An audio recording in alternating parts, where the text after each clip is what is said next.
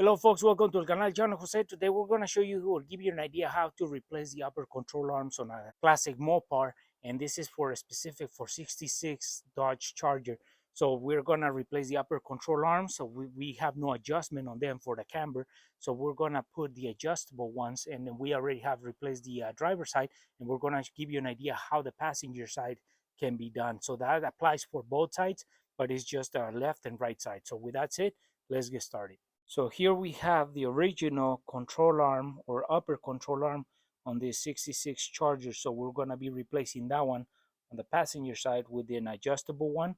So that way we can start aligning our car, because these don't have an adjustment, and the small adjustment that they have on those bolts up there is pretty small, so that doesn't give us the correct adjustment for the camber. So here we have the upper control arm replaced on the driver's side, and this has an adjustment so we can align the car when we have the drop. So this one can give us the adjustment right in the control arm.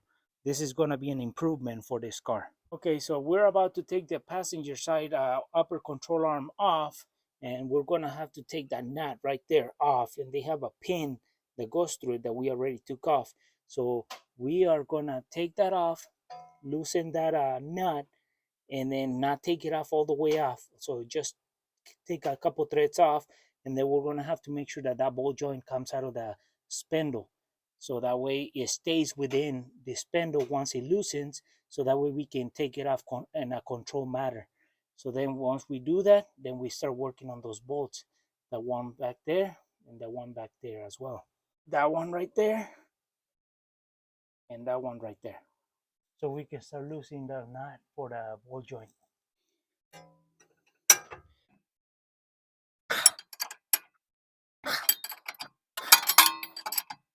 Okay, folks, so what we have done is we loosened the nut for the ball joint, and as we were loosening it popped, so we don't have to hit the spindle with a hammer, or we don't have to use a ball joint puller, so we can pull the ball joint from the spindle. So he did it by itself. So now what we have to do is we have to put a jack underneath the lower control arm to hold the weight of the suspension, and that way when we can take that nut off in a more controlled manner, and it doesn't pop, and then it can drop and hurt us. So now we have that ball joint loosened from the spindle, and that nut is still there holding the ball joint into the spindle. We haven't taken it out, because what we're doing is we're going to put a jack. We're going to, as you can hear, it popped a little bit more. So what we're going to be doing is we're going to lift the lower suspension or lower control arm with a piece of wood, because that wood won't slide. It's more rigid. The wood creates a cushion for the suspension, and the jack won't slide on it because it's not metal. So we use that to lift the suspension, and that way we can get a little gap on the nut, and we can undo it, and then we can control the control arm from coming out from the spindle, and that way we can lower the suspension, because right now we have some tension with the sway bar from one side to another. So that's why it might be some tension there. So if you take that nut off, you might hurt yourself. So you want to always control the movement of the suspension with the lower jack, with the jack, and that way when it comes off, it's all controlled and it doesn't surprise you with pops. So this is how the setup looks right now. You don't need too many special tools. So that's how we're doing this side right now.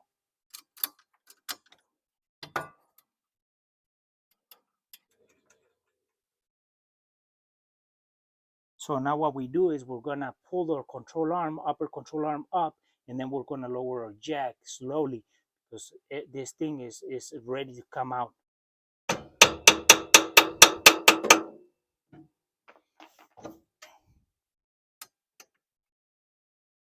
So now we have the suspension relaxed on its own weight. So what we have done is we have pulled the ball joint away from the spindle, and what we're doing is we're working on the upper bolts now, but this suspension is already, this control arm is already off from the spindle, so we don't have to worry about tension. So now we have this relaxed, and then we're gonna take this control arm off, put a new one, and then start putting it back into the spindle. So now we gotta take off that bolt, and when it's a 3/4 bolt, 3/4 inch bolt, then we're gonna loosen it, taking it off, and then another one in the front. So that's That will be the adjustment for the alignment, but it's so small that it won't help us at this point. So there it is, a bolt, 3/4 inch bolt, and the nut is on this side, but it's a little bit tucked in, so it's hard to see. So we're gonna take that one and the one in the front.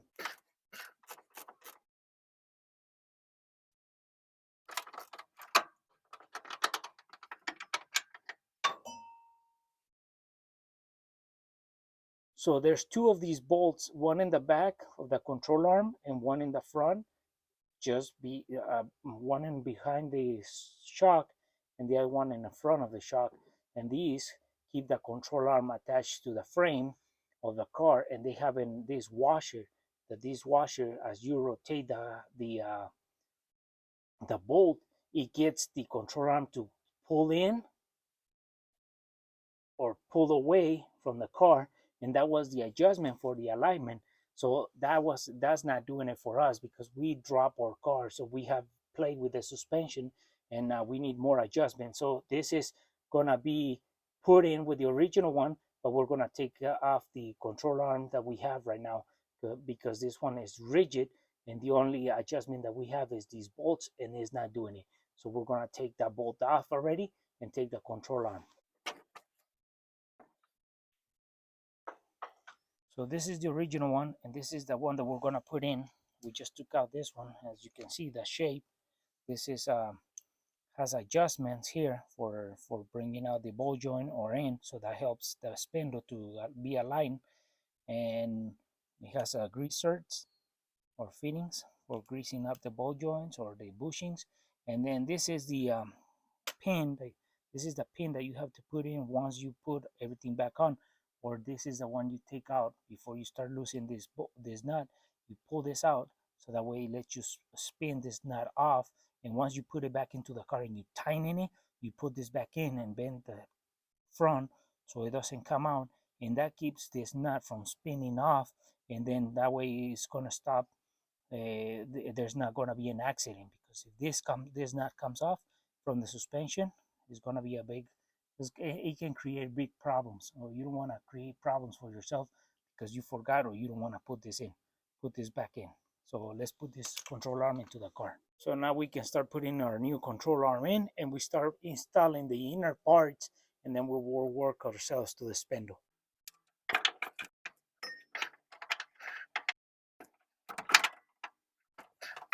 So to put these bolts on for the control arm, what it is bolt, chassis or frame, control arm bushing, chassis or frame, and then the other washer, and then the compression washer, and then the nut.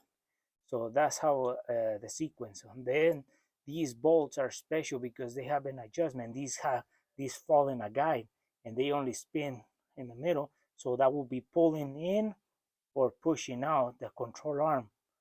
So the center of the bolt will be pushed out because these washers rotate in a circle, and then they don't let the washer move around. What it does is the bolt has the play moves up, in or out, depends on the center of the washer, where the washer is.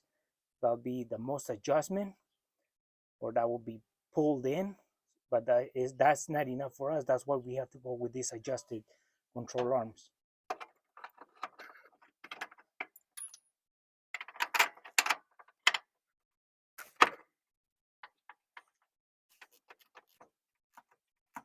So now what we have to do is we have to put the ball joint into the spindle. We're going to take this cotter pin off the nut, slide the ball joint in, and put the ball joint. Put the washer, the nut, and secure it to the spindle. That way we can start putting this together. So now what we have to do is we have to bring the suspension a little bit up so we can reach the ball joint, because it won't drop. So we have to bring the suspension back up.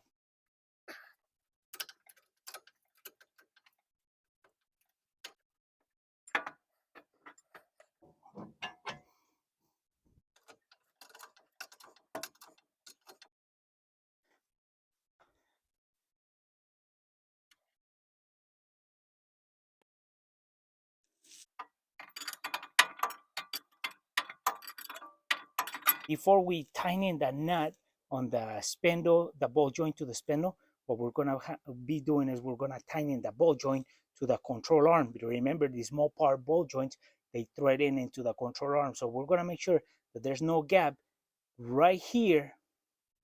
That way we can tighten completely that to the control arm, and then we can tighten down there. You see this gap right here between the ball joint and the control arm. There is thread showing from the ball joint that is not fully threaded into the control arm. So you gotta thread these completely into the control arm. And the best way to do it is you preset everything and then you tighten these ball joints in the suspension before you tighten the ball joint to the spindle. That way you can spin this part, tighten it, and then you tighten it to the spindle. So we tighten this now because we don't want to let the gap is going to create problems in the future.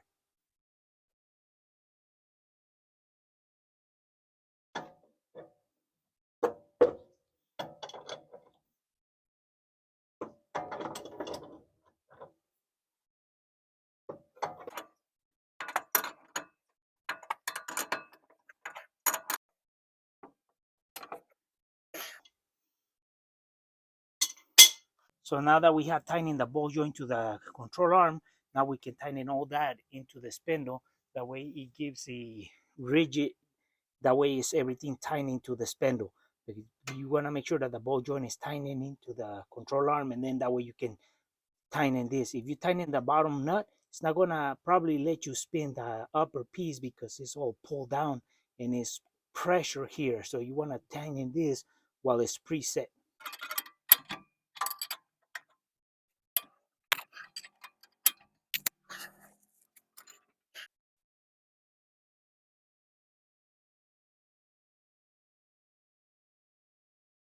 Well, folks, hopefully this video was useful and helpful. And for our friends who have a classic Mopars, you can replace these control arms with some newer modern technology that you can do adjustments to the suspension, or even replace a whole suspension and a steering column right there on the suspension wise, from gearbox to rack and pinion. So we wanted to give you an idea how we took these guys out, and then if you want to replace them with your more modern suspension components. So we're going to have more adjustment on the alignment. So now with these old ones, we're going to put them aside just for emergency case.